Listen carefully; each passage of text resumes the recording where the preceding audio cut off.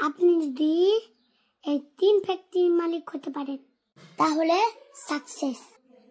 আপনার পায়ে এসে চুমা দিবে। নাম্বার 1, দিমাগ। দিমাগকে মানুন আইস ফ্যাক্টরি। মাথা যদি ঠান্ডা রাখুন আপনার জিন্দেগিতে এনজাইটি পাবে না। নাম্বার 2, দিলকে মানো স্টিল ফ্যাক্টরির মতো।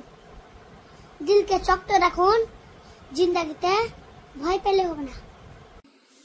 নাম্বার 3, জুবানকে মনো করুন চিনি ফ্যাক্টরির মতো।